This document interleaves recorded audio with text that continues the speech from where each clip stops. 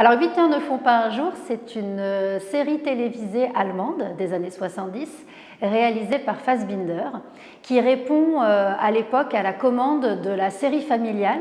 Seulement lui, au lieu de placer ses protagonistes comme d'habitude dans des milieux aisés, il décide de placer ses héros en milieu ouvrier. Et il faut penser qu'à l'époque, en Allemagne, en RFA, la moitié des actifs sont ouvriers. Donc c'est vraiment une œuvre du peuple, pensée pour le peuple, qui met en scène le peuple. Donc on va avoir une grande famille, une grande galerie de personnages qu'on va suivre dans leur lutte du quotidien et leur lutte au travail. Les luttes des uns vont entraîner la lutte des autres en passant par l'émancipation féminine, le droit de l'enfant, le droit à se loger dignement quand on arrive à la retraite, et puis des premières tentatives d'autogestion pour nos personnages ouvriers.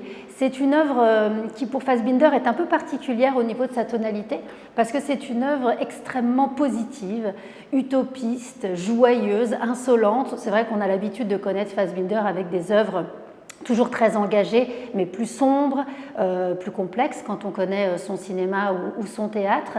Et là, c'est vraiment une tonalité extrêmement différente, une œuvre qui n'est absolument pas connue en France. Ce sera une première mondiale au théâtre, une œuvre qui a été un énorme succès populaire en Allemagne dans les années 70.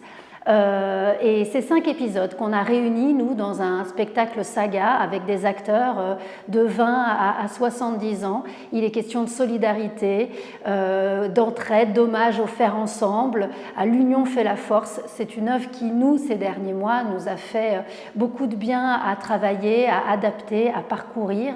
Il va y avoir 13 acteurs sur le plateau. J'ai choisi de vraiment réunir le récit à l'usine.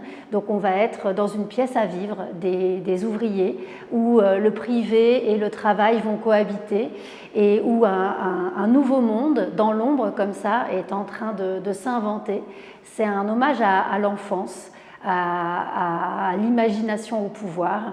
Et on est très heureux de pouvoir commencer les répétitions dans quelques semaines et proposer ce spectacle de troupe dès la saison prochaine.